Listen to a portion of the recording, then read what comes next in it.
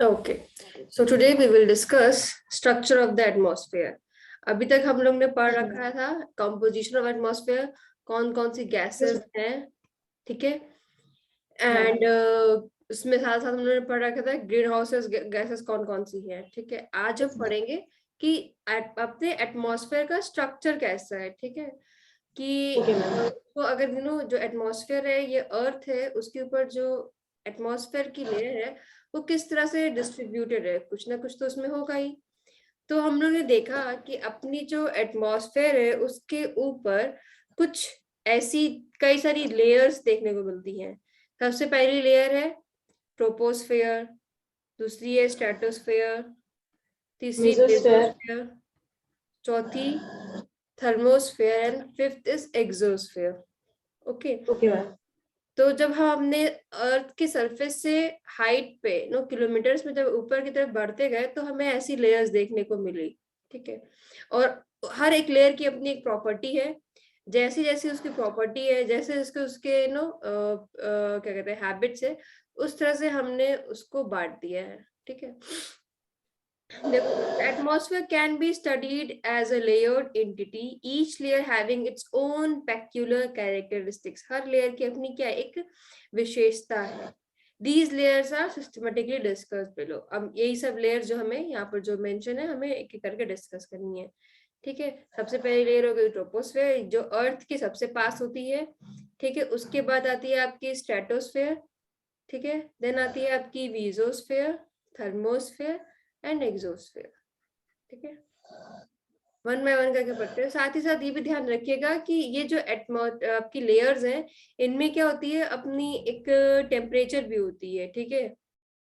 इनकी एक टेम्परेचर होती है, और टेम्परेचर देखो यहाँ पर भी, यहाँ पर ये जो ग्राफ जा रहा है, ये लाइन जा रही है, ये टेम्परेचर ड्रॉप दिखा रहा है, टेम्परेचर इंक्रीज और टेम्परेचर ड्रॉप भी दिखा रहा है, ठीक है। सो यहाँ पर यहाँ पर देखो, यहाँ पर अच्छे से दिखाया है कि ये जो ग्राफ है आपका, ये आपका है, देखो यहाँ पर 0 डिग्री सेल्सियस है, ये 20 डिग्री सेल्सियस है ना, -20 है ये, ठीक है। और ये जो है आपका ऑल्टीट्यूड है, यहाँ जो दिखा रखा है, ठीक है। तो ये रहा जो आपका सबसे अर्थ के पास सबसे लेयर है, इसको हम लोग ट्रोपोस्फेयर कहते हैं, ठीक है। तो यहाँ पर आपको पता है ना कि ये अर्थ के सरफेस पे अगर एवरेज टेम्परेचर माना जाए तो करीब कितना होता है, 18 डिग्री सेल्सियस। ये एवरेज लिया गया है दोनों का मिला के, इक्वेटर पे और पोल्स पे जो आपकी टेम्परेचर होगी उन दोनों का मिला के एवरेज टेम्परेचर 18 डिग्री सेल्सियस या 20 डिग्री सेल्सियस हो गया, ठीक है। फिर जैसे जैसे यहाँ पर देख रहे ना आप, जैसे अर्थ से आप ऊपर की तरफ जाएंगे तो यहाँ पर आपको क्या देखने को मिल रहा है, टेम्परेचर घटेगा, टेम्परेचर फॉल। जब हम ट्रोपोस्फेयर पढ़ेंगे तो उसमें हम ये पढ़ेंगे कि टेम्परेचर में जैसे जैसे आप हाइट के अकॉर्डिंग ऊपर जाएंगे तो वहां पर क्या देखने को मिलेगा, टेम्परेचर फॉल, ठीक है। ये देखिए यहाँ पर 10 के ऊपर, ये अराउंड ये क्या है, ये 18 किलोमीटर पे लगता है, ठीक है। और एक्चुअली में जो ट्रोपोस्फेयर की लेयर होती है ना, वो स्लैंटिंग होती है, ये सब हम आगे पढ़ेंगे।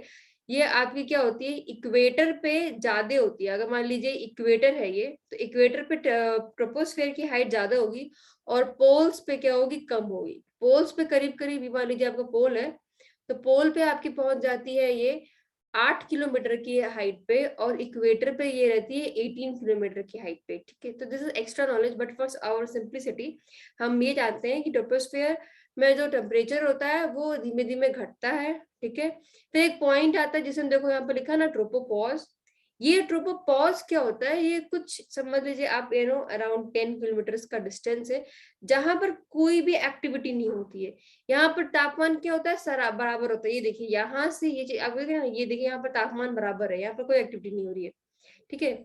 ये एक तरह से काम करता है बैरियर का, किससे, स्ट्रेटोस्फेयर से ट्रोपोस्फेयर के बीच में का, ठीक है। तो ये आपकी ट्रोपोस्फेयर होगी, ये आप फिर इसके बाद आप और आगे बढ़े तो आपको ट्रोपोपॉज मिला, ठीक है। ट्रोपोपॉज में आपको लगा देखा आपने कि कोई टेम्परेचर चेंज नहीं हो रहा, ये समताप नॉर्मल बना हुआ है। फिर जैसे ही आप स्ट्रेटोस्फेयर की तरफ बढ़ने लगेंगे तो आपको क्या देखने को मिलेगा, ये जो टेम्परेचर ये राइज कर रहा है, ठीक है। और ये देखो यहाँ पर आते आते ये -60 डिग्री पहुंच गया है। वापस स्ट्रेटोस्फेयर में क्या होगा, टेम्परेचर राइज कर रहा है, और ये कितने डिग्री तक पहुंच जाएगा, ये 0 डिग्री, ये लगभग लगभग 0 डिग्री सेल्सियस तक पहुंच जाएगा। फिर उसके बाद स्ट्रेटोस्फेयर के बाद क्या होता है, आपको स्ट्रेटोपॉज मिलेगा, एक पॉज मिलेगा जहां पर आपको कोई भी टेम्परेचर चेंज नहीं होगा, ठीक है। फिर ये कुछ किलोमीटर तक का ये रेंज होता है। देन अगेन आप आगे बढ़ेंगे तो अगेन आपका टेम्परेचर फॉल होगा, ये आपका फॉल होगा। मीजोस्फीयर जो मध्य मंडल है, मध्य मंडल में ध्यान रखिएगा, ये टेम्परेचर क्या होता है, वापस से गिरता है, ठीक है, फॉल होता है। ये करीब करीब -100 डिग्री या फिर 80 डिग्री के बीच में रहता है। देखिए यहाँ -80 है ना, ये -100 है, इसके बीच में रहता है, ठीक है। एंड अगेन ये आपका थर्मोस्फेयर आ गया। और थर्मोस्फेयर और एक्सोस्फेयर से भी आप याद रख सकती हैं कि इस पे क्या होगा, अब टेम्परेचर आपका इंक्रीज ही करेगा, ये अब डिक्रीज नहीं करेगा, ठीक है। तो ये तो टेम्परेचर का वेरिएशन था इन सब आपके लेयर्स में, एटमॉस्फेयर की लेयर्स में। और ये जो लेयर्स है, सबसे पहला टॉपिक है क्लाइमेटोलॉजी का, ये बहुत ही इंपॉर्टेंट हो जाता है, ये पूरा ही आपका बहुत इंपॉर्टेंट हो जाता है फॉर आपका यूजीसी नेट के पर्पज से। अक्सर इसमें क्वेश्चन पूछ लेता है।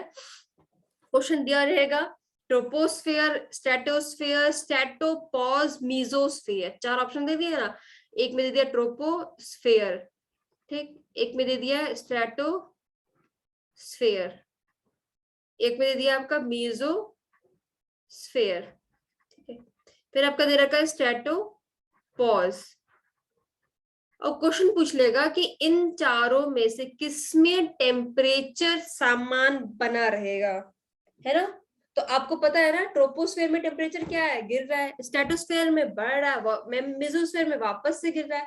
यानी कि इन सब में से ना ही ट्रोपोस्फेयर, स्ट्रेटोस्फेयर, मेसोस्फेयर, इन सब में ना टेम्परेचर समान नहीं रहेगा। तो बचा क्या ऑप्शन, ऑप्शन नंबर 4।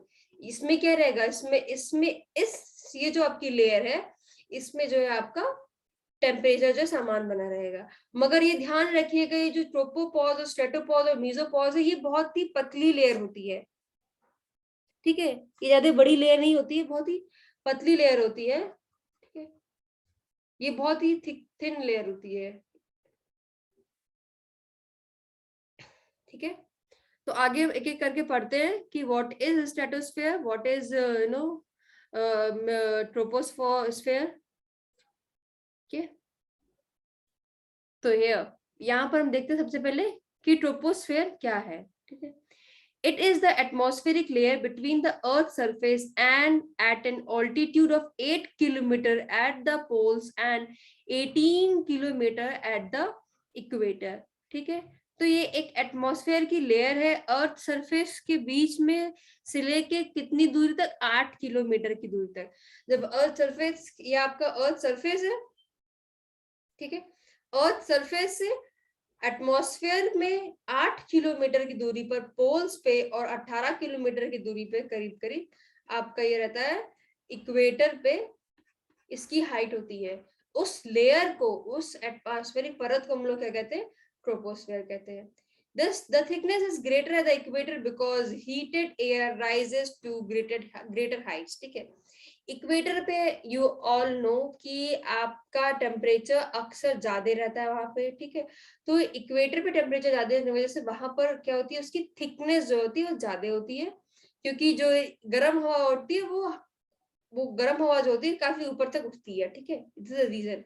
अगर आपसे क्वेश्चन पूछ लेता है ना, कई रीजन दिया रहेगा कि why no height of the troposphere is greater at equator, troposphere is greater at equator।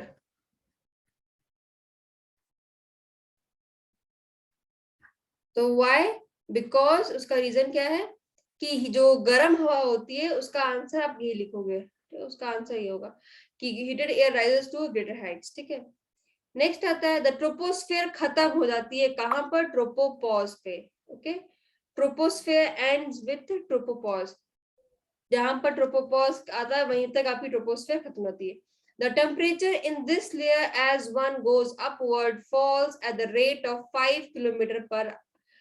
5 degree Celsius पर किलोमीटर, ठीक है।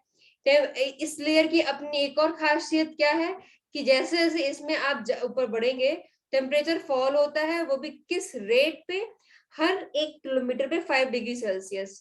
हर 1 किलोमीटर में हम आप जाएंगे तो आपका 5 डिग्री सेल्सियस टेम्परेचर क्या होगा, घट चुका होगा। फिर आप नेक्स्ट 1 किलोमीटर जाएंगे तो वो क्या होगा, आपका 5 डिग्री सेल्सियस टेम्परेचर घट चुका होगा। तो ये इसका क्या है, टेम्परेचर फॉलिंग का रेट है, इसी को हम लोग लैप स्टेट भी कहते हैं। And reaches 45 degree Celsius at poles minus and 18 degree Celsius over at the equator. ठीक है, ये रहा आपका 45 degree Celsius at the poles and minus 80 degree Celsius over the equator. ठीक है, at the tropopause greater fall in temperature above equator is because of greater thickness of the troposphere। ज्यादा आपको fall equator पे क्यों देखने मिलता है, क्योंकि वहां पर ज्यादा थिकनेस भी है, वहां पर ऊंचाई पे ज्यादा है वो। ठीक है, ये डायग्राम है उसका ट्रोपोस्फेयर का। इन जनरल ऐसे बनाते हैं हम लोग, अगर इक्वेटर पे है तो इसकी हाइट ज्यादा है, पोल्स पे है तो इसकी हाइट कम है। ठीक है, ये अगर आपको स्पेसिफिकली दिखाना होता है ट्रोपोस्फेयर को। ठीक है, नहीं तो हमारा जो आपको अगर इसको ना दिखाना तो उसको सिंपल दिखाना हो, तो आपका यही डायग्राम दिखाना होता है। ठीक है, आप यही डायग्राम बनाएंगी और यही डायग्राम आप मेमोराइज भी कर लेंगी। इस डायग्राम को आपको याद रखना कि कौन कौन सी लेयर है, ट्रोपोस्फेयर, स्ट्रेटोस्फेयर, मीजोस्फेयर। कभी कभार ये भी क्वेश्चन पूछ लेता है आपकी इंक्रीजिंग हाइट के अकॉर्डिंग लेयर बताइए, तो ये हो जाएगा। ठीक है, और इसलिए याद रखिएगा। साथ ही साथ हाँ, क्वेश्चन पूछ लेता है किसमें फॉल होगा किसमें राइज होगा, तो ये सब ये डायग्राम आप दिमाग में अपने रखिएगा। ठीक है, ये इंपॉर्टेंट है। Okay ma'am. ये आपका ट्रोपोस्फेयर हो गया। अभी इसमें और देखो, यहाँ जो टेम्परेचर गिरने की बात की थी इसने कि 5 डिग्री सेल्सियस, हाँ मैम। ये जो 5 डिग्री सेल्सियस पर किलोमीटर है, ये फॉल होता है ना, इसी को हम लोग क्या कहते हैं, लैप स्टेट कहते हैं। Okay ma'am. यहीं पर देखो लिखा है, the fall in temperature is called lap state.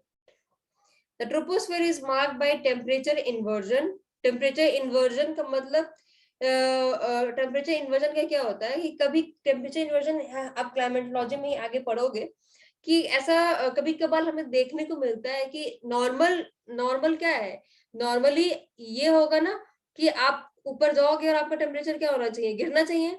मगर कभी कभार क्या होता है, हम हाइट पे जाते तो है और टेम्परेचर क्या होता है, बढ़ रहा होता है घटने के बजाय।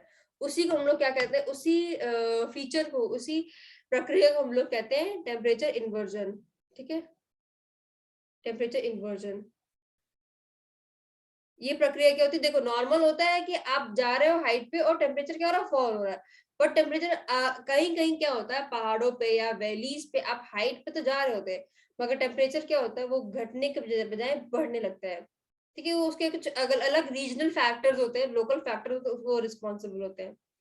ट्रोपोस्फेयर में क्या होता है, आपकी टर्बुलेंस देखने को मिलती है, एडीज देखने को मिलते हैं। एडीज मतलब कि जो आप समझ लो जितने भी क्लाइमेटिक आपके इवेंट्स हो रहे हैं, जैसे लाइक स्टॉर्म भी हो गया। ठीक है, उसी की सबकी बात करिए, मतलब ट्रोपोस्फेयर में ही सारी एक्टिविटी होगी क्लाउड से रिलेटेड। ठीक है, ये ट्रोपोस्फेयर ही ऐसा है जिसपे एक्टिविटीज होंगी। फिर जैसे ही आप ट्रोपोस्फेयर से आगे बढ़ोगे वो स्ट्रेटोस्फेयर आता है, वो पूरा दिन शांत। ठीक है, वहां पर कोई एक्टिविटी नहीं होती है। आपका रेनफॉल भी इसी ट्रोपोस्फेयर में होता है। रेनफॉल हो गया, टर्बुलेंस हो गया, एडीज हो गया। एडीज मतलब वही जो बादलों से रिलेटेड है ये। टर्बुलेंस मतलब जैसे आप फ्लाइट में देखते हैं ना कि टर्बुलेंस आ रहा है, तो बादलों का टकराना, ये सब वगैरह। ठीक है, it is also meteorologically the most significant zone in the entire atmosphere। meteorologically मतलब वही कि सारे जो वेदर फिनोमेना होते हैं उसके लिए बहुत ही सिग्निफिकेंट जोन है, जैसे लाइक रेनफॉल हो गया, फॉग हो गया, हेल स्टॉर्म हो गया, ये सारी इसी लेयर में कन्फाइन होते हैं। It is also called convective region since all convection stops at tropopause। Convection क्या होता है आपको पता है ना कि आपका ये पानी है, पानी हीट हो जाएगा, जब पानी हीट हो जाएगा तो ये वेपर बन के उठेगा। ठीक है, जब इस तरह से एनर्जी का फ्लो होता है तो उसे हम लोग क्या कहते हैं, कन्वेक्शन कहते हैं। तो ये सारी एक्टिविटी जितनी भी कन्वेक्शन एक्टिविटी है, और हीटेड एयर क्या होती है, हीटेड एयर भी राइज करती है, वो राइज करती रहेगी, करती रहेगी और वो जाके ट्रोपोस्फेयर के ट्रोपोपॉज पर टकरा के ही वो वापस आती है, ठीक है, इसको नहीं पार कर पाती है, ठीक है। तो इसीलिए कहा जा रहा है कि ये जो जितनी भी एक्टिविटी है कन्वेक्शन की, सारी एक्टिविटी आपकी ट्रोपोस्फेयर देखने मिलती है। जो ओशंस होते हैं, ओशन सारे गर्म हो रहे होते हैं, तो वो इवेपोरेट होते हैं, वो इवेपोरेट होकर गर्म हवा ऊपर जाती है, वो ट्रोपोस्फेयर के ट्रोपोपॉज से टकराती है, फिर इधर उधर मुड़ने लगती है, ठीक है। ये सारे ही आप चीजें पढ़ेंगी उसमें विंड्स में, जो आपकी मेजर विंड्स हैं, वो सब पढ़ेंगे इसमें। Troposphere is a theater for weather because all cyclone, anticyclone, storms, precipitation occur here, as all water vapors and soil particles lie within this. ठीक है, अगर सारी एक्टिविटी कहीं होनी तो कहाँ होनी, ट्रोपोस्फेयर होनी है। Troposphere is influenced by seasons and jet stream. Troposphere effect होता है जब जो सीजंस आते हैं, जहाँ कहीं समर आ रहा होगा तो ट्रोपोस्फेयर में इफेक्ट पड़ेगा, जहाँ कहीं विंटर आ रहा होगा तो ट्रोपोस्फेयर में इफेक्ट पड़ेगा। जेट स्ट्रीम क्या होती है, ये जेट धाराएं होती हैं, जो ये भी आपकी ट्रोपोस्फेयर में ही चल रही होती है। जेट धाराएं मतलब ये हैवी, काफी तेजी से जेट, सुना ना, जेट जेट एयरवेज जो होती हैं ऐसे, तो उसका नाम क्यों दिया गया, क्योंकि ये जो विंड्स होती है ना, ये एक हाइट पे ही काफी तेजी से चल रही होती हैं, बहुत तेजी से, उनका एक पैटर्न होता है, ऐसे ऐसे मेandering पैटर्न पूरे अर्थ को घेर लेती हैं। हेलो वंशी। यस मैम, आवाज इधर बहुत हो रही है, इस वजह से म्यूट कर रखा है। हाँ हाँ, इट्स ओके इट्स ओके, ठीक है, कोई नहीं। Okay ma'am. You can keep yourself unmute, ठीक है। तो ये आपका ट्रोपोस्फेयर एक्टिविटी थी, ये आपका पूरा ट्रोपोस्फेयर के बारे में था, ठीक है। Okay ma'am. अब नेक्स्ट आता है आपका, इससे ज्यादा कुछ नहीं पूछेगा ट्रोपोस्फेयर से, ट्रोपोस्फेयर से उतना ही पूछेगा, ठीक है। ट्रोपोपॉज के बारे में पूछता है, ट्रोपोपॉज क्या होता है, तो ये आपकी जो है ट्रोपोस्फेयर के ऊपर टॉप मोस्ट लेयर होती है, ठीक है। It acts as boundary between troposphere and stratosphere, ये बाउंड्री की तरह एक्ट करती है ट्रोपोस्फेयर और स्ट्रेटोस्फेयर के बीच में। और इसकी, इस लेयर की प्रॉपर्टी क्या है, ये कांस्टेंट टेम्परेचर होता है इसमें, ठीक है, कांस्टेंट टेम्परेचर होता है। स्ट्रेटोस्फेयर, अब नेक्स्ट आता है आपका लेयर, इसके बाद क्या आती है, stratosphere. It lies beyond troposphere up to an altitude of 50 kilometre, ठीक है। अगर आपकी हाइट पूछता है कोई, हाइट ऑफ ट्रोपोस्फेयर, ठीक है, तो आप उसको लगा देना 18 किलोमीटर, ठीक। अगर उसने मेंशन नहीं किया है कि ये इक्वेटर पे है कि पोल्स पे है, ठीक है, आप लगा देना सिंपल सा 18 किलोमीटर, ये 18 किलोमीटर की हाइट है। अगर वो मेंशन करता है कि ये पोल्स पे कितनी हाइट होगी, तो आप लगाना कि ये 8 किलोमीटर होगी, ठीक है। अदरवाइज नॉर्मली हाइट क्या होगी ट्रोपोस्फेयर की, 18 किलोमीटर होगी, ठीक है। स्ट्रेटोस्फेयर की हाइट क्या होगी, 50 किलोमीटर, मैम ठीक है। 50 स्ट्रेटोस्फेयर किलोमीटर। लिखा ओके। होगा, इसकी हाइट क्या होगी, 50 kilometre. 50 kilometre. It lies beyond troposphere up to an altitude of 50 kilometers from the Earth's surface. ठीक है. The temperature in this layer remains constant for some distance, but then rises to reach a level of 0 degree Celsius at 50 kilometre, ठीक है। कुछ layer तक जो है आपका constant रहता है, फिर उसके बाद क्या होता है, इसका टेम्परेचर यहाँ पर घटने लगता है, बढ़ने लगता है टेम्परेचर, ठीक है। -60 डिग्री सेल्सियस तक पहुंच गया था ट्रोपोस्फेयर में, इसमें देखिए आप -60 डिग्री सेल्सियस तक रहता है ट्रोपोस्फेयर में, ये रहता है अराउंड -60 डिग्री सेल्सियस तक, ठीक है। और स्ट्रेटोस्फेयर में ये पहुंच जाता है टेम्परेचर वापस से 0 डिग्री सेल्सियस, ठीक है। Okay ma'am. This rise is due to the presence of ozone, ठीक है। अब स्ट्रेटोस्फेयर में ही आप याद रखिएगा, यहाँ क्या होता है, यहाँ पर और कोई एक्टिविटी हो ना हो, यहाँ पर क्या होता है, ओजोन होता है, ठीक। ओजोन प्रेजेंस होता है। ओके। और ये क्या करता है, हार्मफुल अल्ट्रावायलेट रेडिएशन को अब्सॉर्ब कर लेता है, ठीक है। This layer is almost free from clouds, यहाँ इसमें कोई क्लाउड्स नहीं होते हैं, और इसमें कोई वेदर फिनोमिना भी नहीं होती है, making condition most ideal for flying aeroplane. तो क्वेश्चन पूछ लेगा कि एरोप्लेन किस लेयर में फ्लाई करती है, तो वो है स्ट्रेटोस्फेयर, ओके मैम। ठीक है। Solar planes fly in lower stratosphere, sometimes in upper troposphere where weather is calm. तो अगर लिखते तो ट्रोपोस्फेयर आप ना याद रखिए, आप याद रखिए it is in stratosphere. Sometimes cirrus clouds, जो ये क्लाउड है इसका नाम याद रखेगा. कई तरह के क्लाउड्स होते हैं, सीरस होते हैं, क्लूमुलोनिम्बस होते हैं, ऑल्टोस्ट्रेटस होते हैं, कई तरह के क्लाउड होते हैं. ठीक है, ऐसे क्लाउड तो चैप्टर में नहीं है उतना, बट अगर नो हमें टाइम मिला तो हम क्वेश्चन के बेसिस पे इसको पूरा डिस्कस कर लेंगे. ठीक है, क्योंकि सिर्फ क्लाउड्स के हमें होते हैं नाम याद रखने होते हैं कि कौन कौन सी लेयर पे कौन से क्लाउड्स मिलते हैं. ठीक है, तो ये याद रखिएगा, ये सीरस क्लाउड होता है, ये आपका प्रेजेंट होता है इस लेयर में, बाकी और कोई क्लाउड नहीं होता है इसमें. ठीक है, और अगर जो कोई भी क्लाउड होंगे भी तो बहुत ही शांत उसके होंगे कि ना वो क्लाउड्स या नो कोई स्टॉर्मिंग, कोई साइक्लोनिक एक्टिविटीज में नहीं होगी. अब स्ट्रेटोस्फेयर में आपका ओजोन है, पॉइंट है फिलहाल. तो ओजोन के बारे में पढ़ते हैं, ओजोनोस्फेयर के बारे में पढ़ते हैं. ठीक है, ये होता है 30 से 60 किलोमीटर की हाइट पे. ठीक है, ये अर्थ सरफेस के स्पैन, देखो it is also between 30 kilometre from the earth surface and span the stratosphere and lower mesosphere. ठीक है, because of the presence of ozone molecules this layer reflects harmful ultraviolet radiation. ozone molecules वही ozone की formula होता है O3. ये ऐसे जुड़ा होता है 3 ऑक्सीजन से, ये अनस्टेबल रहता है, ये अनस्टेबल होता है. ठीक है, ये क्या होता है वहां पर ऐसे ही पूरा नो ये जो पूरे O3 होते हैं ऐसे एम्बेडेड होते हैं, पूरे भरे पड़े होते हैं. तो आपस में क्या कर रहे होते हैं, वो जितने भी ऑक्सीजन होते हैं वो एक दूसरे से बॉन्ड बनाते हैं, फिर टूटते रहते हैं, बॉन्ड बनाते हैं, टूटते रहते हैं. ठीक है, ओके मैम. ठीक है, तो इस तरह से ये मैम. स्टेबल अनस्टेबल, कभी इसके साथ स्टेबल कभी इसके साथ स्टेबल, परमानेंटली स्टेबल नहीं होते हैं वो. ठीक है, ठीक है, और साथ ही साथ इसलिए क्या करते हैं, ये जो हार्मफुल यूवी रेडिएशन होता है उसको, उससे हमें बचाते हैं. ठीक है, ओजोन स्फीयर के हम लोग कीमोस्फीयर कहते हैं because of loss of chemical activity goes है. यही है ना कि ओजोन क्या होता है, आपस में रिएक्ट भी करती है, केमिकल एक्टिविटी होती रहती है, तो इसलिए इसको कीमोस्फीयर भी कहते हैं.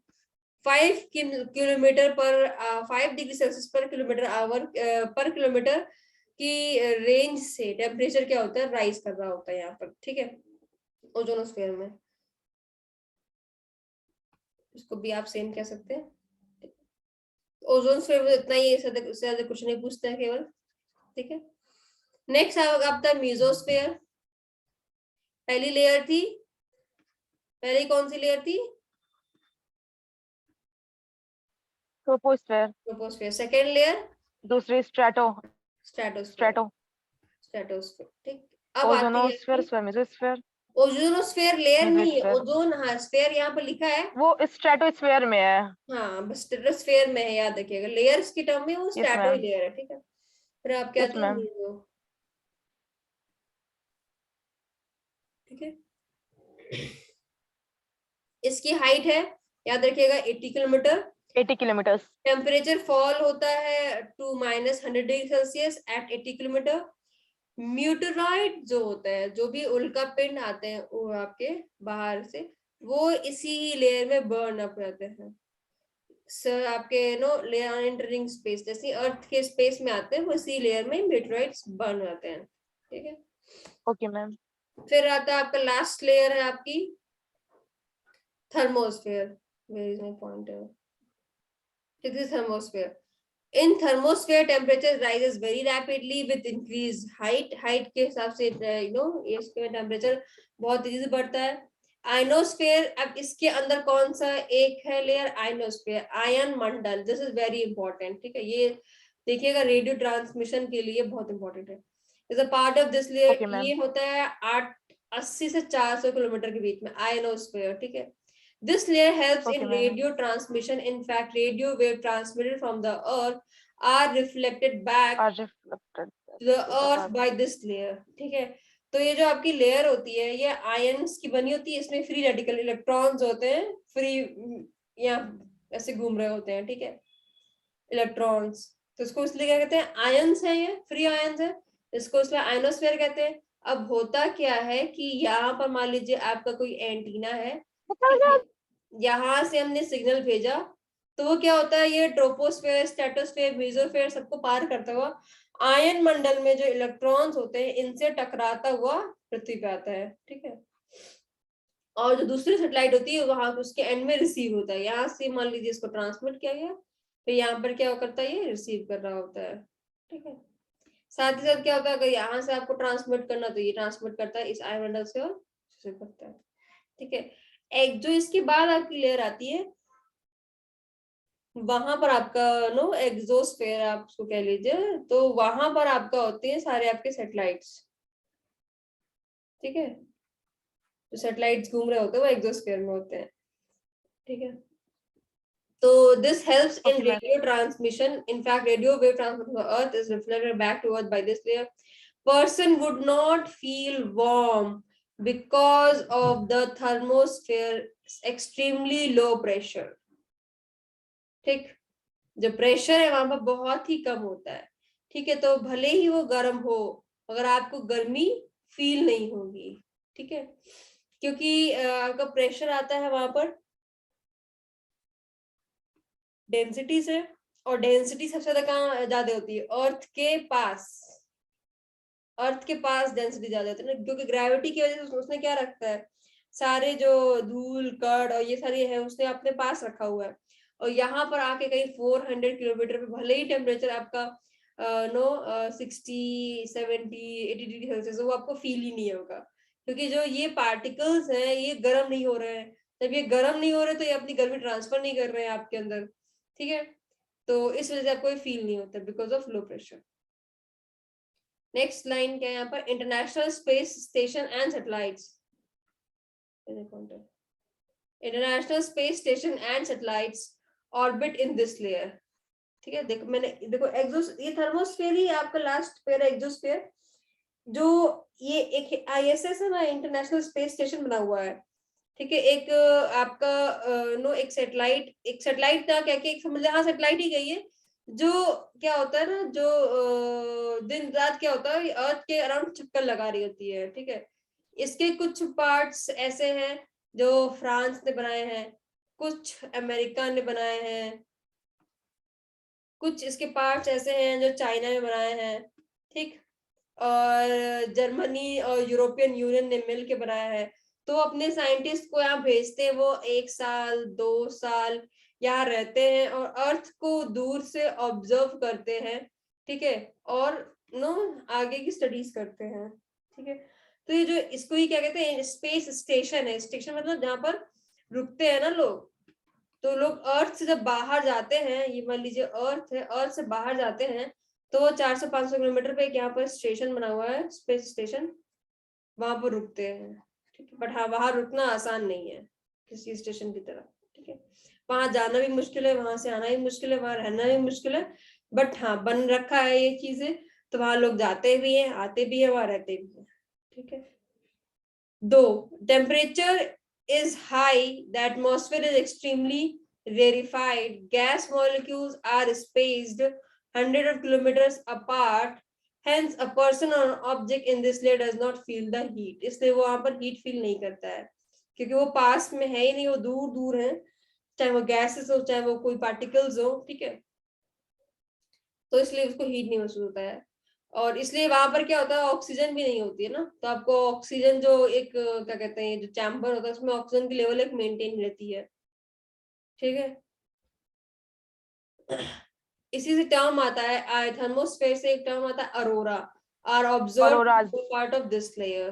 ठीक है, ओके मैम। हाँ तो वो इसी लेयर में होती है, और वो प्रक्रिया इसी लेयर में हो रही होती है। ठीक है, अरोरा, बट वो हमें दिख रही होती है अर्थ से। ठीक है, वो होती है थर्मोस्फेयर में करीब इस हाइट पे। ठीक है, ये काम हो रहा होता है, अरोरा वाला काम इसी लेयर में हो रहा होता है, अरोरा। ठीक है, क्योंकि यहाँ पर आयंस भी हैं, है ना, और यहाँ पर, और देखो ये अधिकतर तुम्हें देखने को मिल जाएगा पोल्स में ही। क्यों, क्योंकि देखो एक तो ये ट्रोपोस्फेयर की भी हाइट कम, फिर स्ट्रेटोस्फेयर की भी हाइट सब्सिक्वेंटली नीचे जाती है। ठीक है, प्लस क्या होता है तुम्हारे पोल्स पे क्या होता है कि क्लियर नाइट होती है। ठीक, इस वजह से ये एक्टिविटी में देखने को मिलती है अरोरा की। अरोरा बोरियालिस आपका होता है नॉर्थ में, ऑस्ट्रेलिस होता है साउथ में। आई थिंक आपको पढ़ाया मैंने। यस मैम, स्टार्टिंग में जिस दिन स्टार्ट किया गया था उस दिन बताई थी आप अरोरा बोरियालिस का। स्ट्रेलियासिस का नहीं पता था, बस बोरियालिस का पढ़ाया बताई थी। ठीक ठीक ठीक। ठीक है ठीक है, तो ये आगे डिस्कस कर लेंगे। तो फिर आपका आता है आइनोस्फेयर, ये इसके बियॉन्ड होता है। देखिए आइनोस्फेयर इसके अंदर है, ये होता है 80 से 400 किलोमीटर के बीच में। ये इलेक्ट्रिकली चार्ज लेयर है। इसको इस लेयर को इसलिए आयनाइजेशन ऑफ एटम्स कहते हैं, because of the electric charge radio waves transmitted from the earth are reflected back to the earth by this layer. ठीक है। Temperature again start increasing with the height because of radiation from the sun. अब जो सन की radiation आती है सबसे पहले इसी लेयर में आती है, इसलिए यहाँ पर भी क्या होता है, टेम्परेचर इंक्रीज करने लगता है। ठीक है। लास्ट में आपका होता है आपका एक्सोस्फेयर।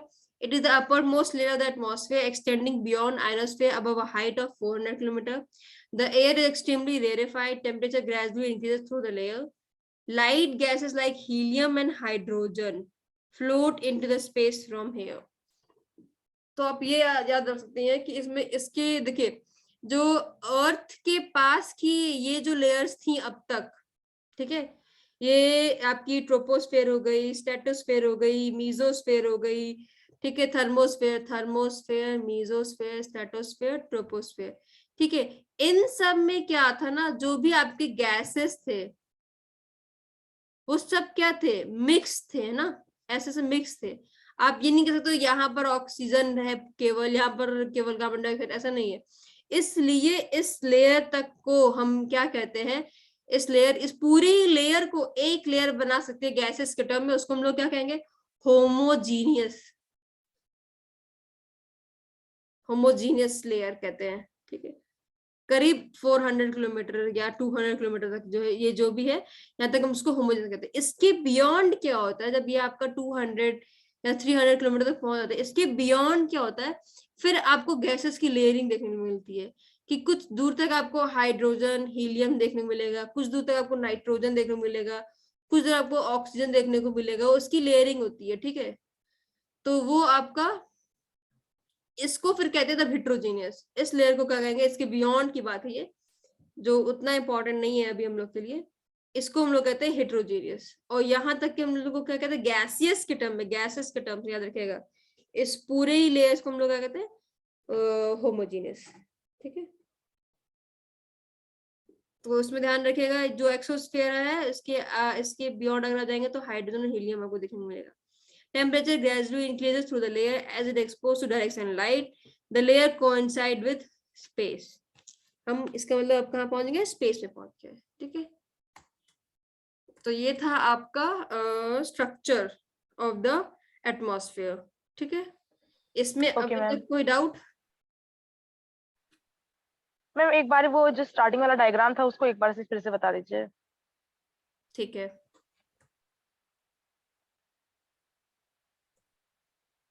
ये डायग्राम है ना। Yes ma'am. ठीक है, देखो क्या होता है, हमें पढ़ना है स्ट्रक्चर, दिखता कैसा है एटमॉस्फेयर। एटमॉस्फेयर क्या है, अर्थ के ऊपर की ही लेयर है ना। ठीक है, तो हमने ये देखा कि अर्थ के ऊपर हम करीब जब 18 किलोमीटर तक गए, ठीक है, तो हमें यहाँ पर ही क्या देखने को मिल रहा है, रेनफॉल देखने को मिल रही है, क्लाउड्स देखने को मिल रहे हैं, साइक्लोन वगैरह वगैरह। ठीक है, और इसके बियॉन्ड ये एक्सटेंड नहीं कर पा रहे हैं। तो हमने देखा कि हमें यहाँ पर एक पतली सी एक लेयर मिल रही है, जिसमें टेम्परेचर भी क्या है, कांस्टेंट हो जा रहा है आके। ठीक है, तो यहां तक की लेयर को हमने नाम दे दिया ट्रोपोस्फेयर, और जो ये लेयर थी जो इस लेयर को इस लेयर से बांट रही थी उसको हमने दे दिया ट्रोपोपॉज नाम। फिर इसके ऊपर जब हम स्ट्रेटोस्फेयर में गए, यहाँ पर क्या था, टेम्परेचर डिक्रीज हो रहा था, यहाँ पर आके टेम्परेचर कांस्टेंट हो गया। Let me use black pen. ठीक है, यहाँ पर आके क्या हुआ था, टेम्परेचर डिक्रीज हुआ था, फिर यहाँ पर आके टेम्परेचर कांस्टेंट हो गया, वापस से क्या हो गया, टेम्परेचर अब बढ़ने लगा। ठीक है, ये हम क्या कर रहे हैं, धीमे धीमे आइदर बाय यूजिंग बलून और नो जो भी क्या कहते हैं, ये जो है ना, ये वेदर बलून, इस वेदर बलून को हम ऊपर Yes, भेज ma'am. भेज के ये पता हीलियम कर, वाले. हाँ हीलियम वाले, कि इसको पता कर रहे हैं, धीमे धीमे स्टडीज कर रहे हैं, ठीक है। तो हमने वेदर Okay, बलून ma'am. को स्ट्रेटोस्फेयर में भेजा, तो उसने उसमें जो टेम्परेचर रिकॉर्ड हुआ, तो उसमें मालूम चला कि जो धीमे धीमे स्ट्रेटोस्फेयर में हम बढ़ने लगे, तो वापस से क्या हो गया, -60 डिग्री से अब टेम्परेचर बढ़ने लगा, और वो करीब एक ऐसी लेयर तक आके जो वापस से कांस्टेंट टेम्परेचर कर रही थी, वहां पर आके रुक गया, और ये पहुंच गया था 0 डिग्री सेल्सियस तक, ठीक है। Okay, ma'am. ठीक है, और फिर इसके बाद हमने, अगर यहाँ इसके बियॉन्ड बैलून नहीं जाएगा, ठीक है, तो हमारे सैटेलाइट्स तो जाएंगे ही जाएंगे।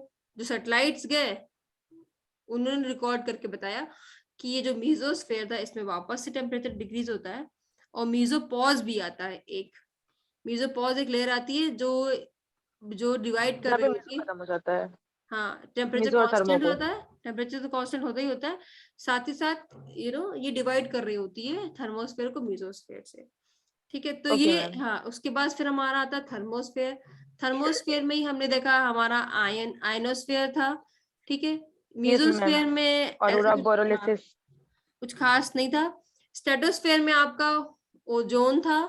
बाकी Ozone layer. हाँ, Yes, ma'am. ट्रोपोस्फेयर में आपका सारी ही नो एक्टिविटी हो रही है, जो भी रेनफॉल की हो गई, स्टॉर्मिंग की हो गई, साइक्लोनिक हो गई, ठीक, क्लाउड्स हो गए। Okay, ma'am.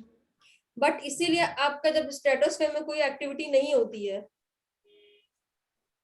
इसीलिए यहाँ पर क्या होता है, एरोप्लेन्स फ्लाई कर रहे होते हैं, ठीक है। वेरी बैड डायग्राम, बट या, तो ये हो गया। और ये हाइट आप याद रखिएगा, स्ट्रेटोस्फेयर की 50 किलोमीटर, मीजोस्फेयर की 80 किलोमीटर, और इसकी अराउंड 18 किलोमीटर होती है। Okay, ma'am. अभी कोई डाउट? No, ma'am.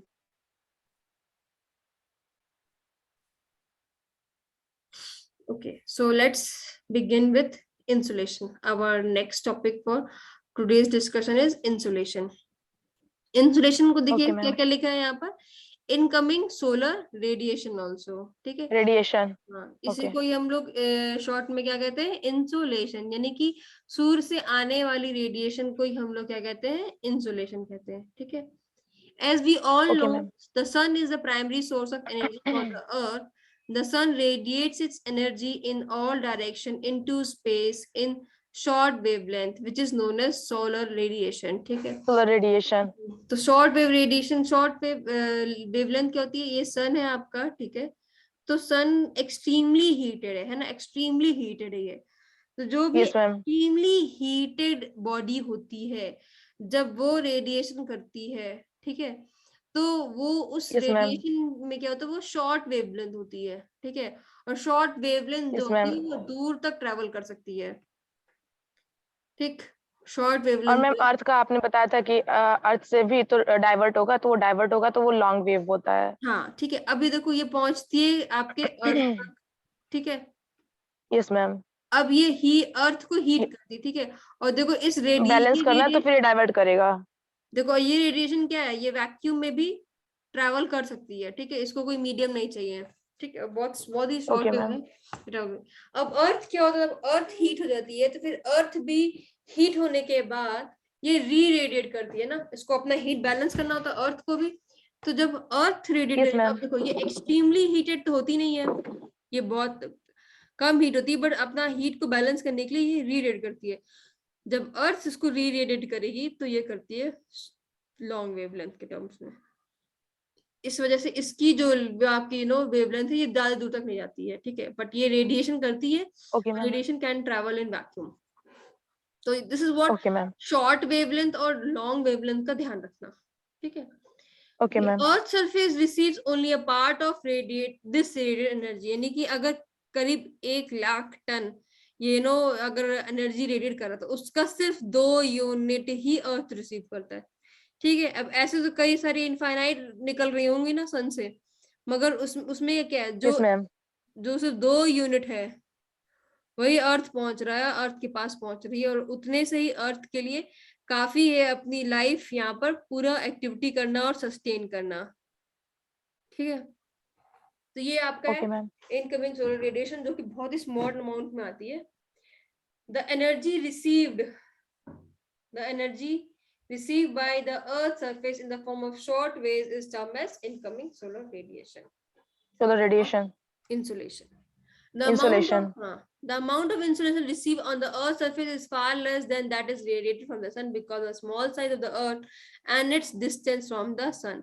एक तो सन की साइज, अर्थ की साइज भी स्मॉल है, इसलिए ज्यादा वो रेडिएशन एब्जॉर्ब भी नहीं करता है, और साथ ही साथ एक अच्छा खासा डिस्टेंस पे है वो सन से, तो भी वो पूरा रेडिएशन एब्जॉर्ब नहीं करता है। Moreover, water vapor, dust particles, ozone and other gases present in the atmosphere absorb small amount of solar radiation. ठीक है, अब सोलर रेडिएशन तो भाई फ्री है, जिसको मिल रहा है, जैसे मिल रहा है, जहां से मिल रहा है वो वहां से ले रहा है। वाटर वेपर को मिलता है तो वो भी ले लेता है, डस्ट पार्टिकल को मिलता है तो वो भी ले लेता है। ठीक है, this is free and abundant, तो हर कोई ले लेता है। ठीक है, तब भी अर्थ के लिए सस्टेन करना उतने ही रेडिएशन से पॉसिबल है। ठीक है, the solar radiation received at the top of the atmosphere varies slightly in a year due to the variation in the distance between the earth and the sun. Earth and the sun. तो ये तो एक छोटा सा factor में देखने को मिलता है कि अर्थ ये आपका सन है, ठीक है, और ये इसके अराउंड कहीं इलिप्टिकल ऑर्बिट में घूमता है। ठीक है, ये अर्थ है, ये अर्थ है, तो वो यहाँ पे यही लाइन कह रहा है कि क्योंकि रेडिएशन रिसीव होता है वो स्लाइटली वेरी करता है थोड़ा सा, जब ये दूर रहता है तो रेडिएशन क्या होती है, कम हो जाती है ना, लेस होती है, और जब ये अर्थ पास होता है तो ज्यादा होती है। ठीक है, और यहाँ पर अपने इस पॉइंट्स पे क्या होता है, इक्वल पहुंच रही होती है। ये वही वाले पॉइंट्स आ रहे इक्विनॉक्सेस वाले, समर सोलिस्टिस और विंटर सोलिस्टिस वाले। During the revolution around the sun, the earth is farthest from the sun on 4 जुलाई। ठीक है, 4 जुलाई को earth is farthest from the से बहुत ज्यादा दूर होता है। जो 4 जुलाई है इसमें क्या होता है, सबसे दूर होता है। ठीक है, और वहीं 3 जनवरी जो आपकी बीती हुई 2 दिन पहले 1 जनवरी थी, ये यहाँ पर क्या था, सबसे पास में था। और वो रात भी क्या होती है, जो 23 दिसंबर रात गई आपकी, जो है वो क्या थी, सबसे लॉन्गेस्ट, सबसे लंबी रात। हाँ, लॉन्गेस्ट नाइट थी। ठीक है, अब क्या आएगा यहाँ पर, जनवरी में यहाँ इस पॉइंट पे था, ठीक, ये तो पॉइंट बीत चुका है, अब क्या आएगा, ये इक्विनॉक्स आएगा। ठीक है, धीमे धीमे और घूमते हुए सन के बराबर पहुंच जाएगा, और आपका क्या आएगा, इक्विनॉक्स, है ना, भूल गए? No ma'am. याद है ना? तो यहाँ पर अब क्या है, यस मैम। के बाद क्या आएगा, यहाँ इक्विनॉक्स होगा, इधर summer solstice and winter solstice इधर होगा, और अपर जो भी ऊपर नीचे दोनों वो होगा इक्विनॉक्स। इक्विनॉक्स होगा। ठीक है, और यहीं पर ही मैंने बताया था हीलियम क्या है आपका, यस मैम, जब अर्थ हीलियन मून से रिलेटेड है। हीलियन, अब जी जो है एपीजी, अच्छा हाँ, पेरिजी और एपीजी।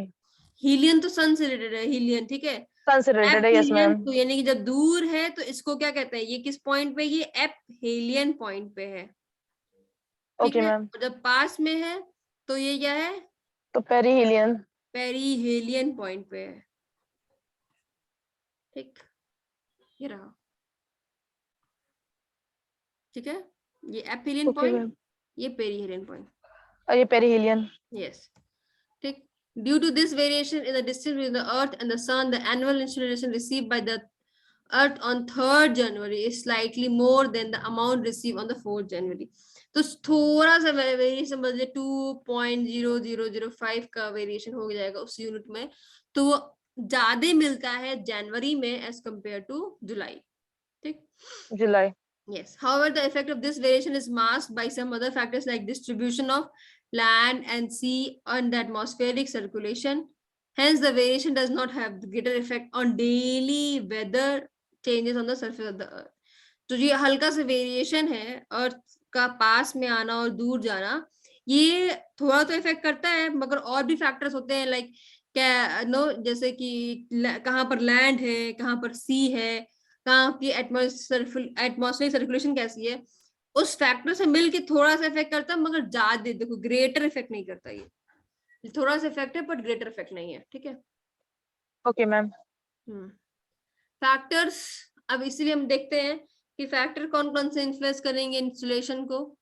तो मेजर फैक्टर्स हैं आपके, वैसे कई फैक्टर्स हैं बट मेजर फैक्टर्स हैं जो आपका था, rotation of the earth on its axis, the angle of incidence of the sun's rays, duration of the day, transparency of the atmosphere.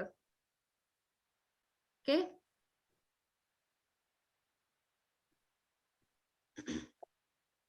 The amount of insulation received, तो ये आपको समझ में आ रहा है। रोटेशन ऑफ द एक्सिस क्या होगा, angle of incidence of sun rays, ये सब हम लोग डिस्कस कर चुके हैं, क्योंकि मैंने आपको बताया था ना कि जो इंसुलेशन होता है वो अर्थ पे क्या होता है, प्रॉपरली और इवनली डिस्ट्रीब्यूटेड रहता है। कुछ याद आ रहा है? मैम इंसुलेशन ध्यान नहीं है, इंसुलेशन नहीं ध्यान है, बाकी ये जो इंसुलेशन रोटेशन नहीं वगैरह तो मैंने पढ़ा बताया ही था, है। मैंने ये बताया था हीट जो है सन से जो हीट आती है यस मैम, वो यस मैम, वो डिस्ट्रीब्यूट, पार्टली डिवाइडेड होती है, हाँ वो डिस्ट्रीब्यूटेड होती है, ठीक है। कहीं पे देखो, ज्यादा होती है कहीं पे कम होती है। देखो वही यहाँ पर क्या है कि बता रहा है यहाँ पर, जैसे कि मैंने बोला ना कि आपसे मैंने बोला था यहाँ पर सन है और ये अर्थ है, ठीक है। और ये अगर यस अर्थ मैम, अपने एक्सिस पे रोटेशन ना करे तो क्या होगा, बताइए। दिन का दिन और रात का रात ही रह जाएगा। ठीक, इसका मतलब जब रोटेशन करता है तो ये जो डिस्ट्रीब्यूशन हो गया बराबर हो गया ना अर्थ के रोटेशन से। यस मैम, तो यही देखो फैक्टर्स क्या क्या है डिस्ट्रीब्यूशन के, फैक्टर्स क्या क्या है इंसुलेशन के, पहला क्या हो गया रोटेशन, रोटेशन हो गया ना, rotation of the earth on its axis. दूसरा क्या यस है, ma'am, angle of incidence of the, sun rays. ठीक है। अब yes angle ma'am, of incidence की वजह से क्या हो गया, ये इसी एंगल पे, अगर इसी एंगल पे ऐसे ही रोटेट करता, ठीक है, तो ये जो पोलर एरियाज है ये भी बहुत ठंडे रहते और जो इक्वेटर है ये भी बहुत गर्म रहता। समझ में आ रहा है होता क्या है, मगर yes because ma'am, of angle की वजह से कभी यहाँ पर 6 महीना आपको नो विंटर होता है, तो 6 महीना समर होता है, यानी कि क्या हो रहा है 6 मंथ ये चीज गर्म हो रही है तो 6 मंथ ठंडा हो रही है ना। तो यहाँ पर आपके एंगल की वजह से भी, एंगल की वजह से भी आपका क्या हो रहा है, ये जो इक्वेटर है, इक्वेटर के ऊपर कभी रेस पहुंचती है तो कभी नीचे, ध्यान आ रहा है। यस मैम, इक्विनॉक्स सोलिस्टिस का तो मतलब यही हुआ ना कि आपका रोटेशन की वजह से, एक्सिस पे रोटेशन की वजह से, वो भी इलेप्टिकल ऑर्बिट में वजह से, ये चीज भी क्या होती है, रोटेट करते हुए कभी ऊपर आती है यानी कि, ठीक है, और रोटेट करते हुए नीचे आती है। सेम टाइम में यहाँ पर आपका नो, यहाँ पर अगर आपका समर होता है तो यहाँ पर विंटर होता है, अगर यहाँ पर विंटर होता है तो यहाँ पर क्या होता है, समर समर। होता है ना। तो ये क्यों हो रहा है, एंगल ऑफ इंसिडेंस की वजह से हो रहा है। ठीक, साथ ही साथ ड्यूरेशन की बात है, दिन की ड्यूरेशन मतलब कितना दिन का टाइम है। ठीक, दूसरा है ट्रांसपेरेंसी ऑफ द एटमॉस्फेयर, इसको एक एक करके पढ़ते हैं, मुझे लगा था आपको ओके तुरंत मैम, समझ जाएगा। देखो ये देखो, रोटेशन तो समझ में आ गया है तुरंत कि rotation of the yes earth ma'am, on its axis, the earth rotates on its own yes axis ma'am, makes angle of 66.5 degree. 66.5 with the plane of its orbit. So the rotation of its Earth on its inclined axis has a greater influence on the amount of insolation received at different latitudes. ठीक है, ये तो मैंने बताया था okay ना ma'am, कि equator एक यस लैटिट्यूड है मैम, 0 डिग्री वाला, उसके ऊपर कौन सा लैटिट्यूड है, ट्रॉपिक ऑफ 23.5, कैंसर, उसके कैंसर बाद 23.5, हाँ उसके ट्रॉपिक बाद of tropic of Capricorn, Capricorn. Capricorn, तो उसके बाद ये अंटार्कटिका एंड अपर हाँ, में आर्कटिक। ये लैटिट्यूड तो कई सारे हैं बट ये सारे लैटिट्यूड इंपॉर्टेंट है, क्यों, क्योंकि इन्हीं के बीच में परपेंडिकुलरली ये क्या होती है, वेरी कर रही होती है। तो या आपका यस मैम, अभी जो है सबसे नीचे है ना, ट्रॉपिक ऑफ कैप्रिकॉर्न पे थी 23 जनवरी को। ठीक, अब वो यस वापस मैम, से क्या होगी, ऊपर आएगी। एंगल ऑफ इंसिडेंस की जो मैंने बात की थी वो भी ये रही कि जो आपका नो यहाँ पर जो एंगल ऑफ इंसिडेंस ना, एंगल किसने एंगल पे इंसिडेंस कर रही है, ये जो यहाँ पर पॉइंट लिखा है, तो उसका मतलब यही हुआ ओके ना। मैम, देखो यहाँ पर क्या था, ये आ रही है perpendicularly small area, short distance perpendicularly and and also small area, यहाँ पर क्या हो रहा है, Small. Large Large distance and large area. इसके कंपैरिजन में ये डिस्टेंस तो लार्ज है ना, ये यहीं पर आके स्ट्राइक Yes, कर रही ma'am. है, यहाँ पर स्ट्राइक कर रही है, तो इतना डिस्टेंस बढ़ गया, और साथ ही साथ ये इतनी स्लैंट है, इस स्लैंट की वजह से ये क्या हो गया, Long area हो गया. एरिया बढ़ गया, ठीक। तो इस वजह से यहाँ पर क्या होगा, यहाँ पर एक्सेस है, यहाँ पर थोड़ा कम है, लेस है, ठीक। Duration of day, Yes, ma'am. ये तो आपको मैं वही मैंने पढ़ाया था ना पूरा, कि duration of the day varies from place to place and season season, it decide the amount of insolation receive on the earth surface, the Yes, ma'am. longer the duration of the day, the greater is the amount ये of सब पढ़ा हुआ है. ठीक। तो ये वही है कि दिन, Yes, यहाँ ma'am. पर दिन ज्यादा होगा, वहां पर आपका इंसुलेशन ज्यादा होगा। ट्रांसपेरेंसी, ये देखो ये है एक, होता क्या है कि जो इंसुलेशन आ रहा है, देखिए सनलाइट आ रही है, तो वो क्या हो रही है, ये आपकी पार्टिकल से टकरा के देखिए कुछ वापस चली जा रही है, कुछ इधर चली जा रही है, कुछ उधर चली जा रही है, ठीक है। तो यहाँ पर जितना ट्रांसपेरेंट आपका एटमॉस्फेयर रहेगा, उतना आसानी से आ जाएगी आपकी हीट और इंसुलेशन, मगर वही आपका जैसे जैसे अर्थ के पास पहुंचेगी, उसको एरोसॉल कुछ और पार्टिकल्स मिलते रहेंगे, तो वो उससे टकराएगी तो है ना। देखो यहाँ पर एरोसॉल में क्या जाएगा, smoke, suit, dust, water vapour, clouds, ये सब क्या करेंगे, ट्रांसपेरेंसी को क्या करेंगे, इफेक्ट करेंगे। आप जब भी जो काला बादल आता है तो आपको सनलाइट दिखता है, Yes, ma'am. सनलाइट दिखता है, काला बादल नहीं दिखता है. नहीं नहीं दिखता ना। ma'am. तो देखिए जो आपका नहीं. क्लाउड्स है वो सिर्फ पानी भरा रहता है, ढक उसके देते अंदर हैं. Yes, ma'am. इतनी ताकत होती है कि वो इसके लिए क्या बनाता है, ओपेक बना देता है एकदम, Yes, ठीक, ma'am. ओपेक बना देता है। तो इसलिए ध्यान रखिएगा कि ये जब क्लाउड्स अगर होंगे तो वो सन की रेज को अंदर नहीं आते हैं, जैसे ही क्लाउड्स हटते हैं तभी सन रेज आ पाते हैं, ठीक है। तो एक ये भी फैक्टर Okay, ma'am. है, अगर क्लाउड कवरिंग भी ज्यादा है तो वहां पर सनलाइट नहीं आएगी, ठीक है। तो ये ध्यान रखिएगा। साथ ही साथ if the wavelength of radiation, if the wavelength of radiation is more than the radius of the obstructing particle such as gas, then scattering of radiation take place, ठीक। जो रेडिएशन आ रही है, ठीक है, उसकी वेवलेंथ, इसको वेवलेंथ कहते हैं ना, जो लेंथ ऑफ एक कवर करती है पूरी, इसको पूरी Yes, ma'am. वेवलेंथ कहते हैं ना। अगर ये वेवलेंथ है, मान लीजिए ये वेवलेंथ 1 सेंटीमीटर की है, ठीक, वेवलेंथ अगर ज्यादा होगी रेडियस से, और जो जो जिस पार्टिकल से वो टकरा रही है, मान लो गैस है, गैस की अपनी एक रेडियस होगी, गैस की रेडियस मान लीजिए होगी 0.5 सेंटीमीटर ही केवल, ठीक। अब ये वेवलेंथ की रेडिएशन इस 0.5 सेंटीमीटर पार्टिकल या गैस से टकराएगी, तो क्या बोल रहा है वहां पर क्या होगा, स्कैटरिंग हो जाएगा, ठीक, क्योंकि ये इससे छोटी है, इसलिए इसके यहाँ पर Okay, जाएगी ma'am. और यहाँ पर स्कैटरिंग हो जाएगा, मतलब ये ऐसे डिफ्लेक्ट हो जाएगी। देखो स्कैटरिंग क्या हो रहा है, Yes, चारों ma'am. तरफ, अलग अलग पार्ट में हाँ डिवाइडेड हो जा रही है. हाँ, ये जो रेडिएशन इधर उधर बढ़ जा रही है, ठीक है। और अगर वेवलेंथ कम हुई, कहाँ गया मेरा पॉइंटर, कहाँ गया, हाँ, वेवलेंथ यहाँ है, वेवलेंथ क्या हुई, अगर मान लीजिए वेवलेंथ हो गई आपकी छोटी, ये वेवलेंथ हो गई, ये जो लेंथ है ये हो गई, कितनी हो गई, 0.5 सेंटीमीटर की, और जो पार्टिकल है उसका रेडियस कितना हो गया, 0.5 सेंटीमीटर का था, वो मान लीजिए वो हो गया 1 सेंटीमीटर का पार्टिकल है, तब क्या होगा, ये क्या है, रिफ्लेक्शन. टोटल रिफ्लेक्शन, मतलब उससे टकराएगी और वापस चली जाएगी, समझ में आया, इससे छोटी रहेगी, इससे टकराएगी और क्या हो जाएगी, वापस चली जाएगी, ठीक, तो समझ में आया। Okay ma'am. एब्जॉर्प्शन कैसे होगा, अब देखो एब्जॉर्प्शन क्या लिखा है, एब्जॉर्प्शन कौन कौन से पार्टिकल्स हैं, जैसे वाटर वेपर हो गया, ओजोन हो गया, कार्बन डाइऑक्साइड हो गया, क्लाउड्स हो गए, ये क्या करते हैं, रेडिएशन को ये एब्जॉर्ब लोग करते ऑब्जर्व कर लेंगे रेडिएशन को. यस ठीक? मैम. तो ये आपका हो गया एब्जॉर्प्शन।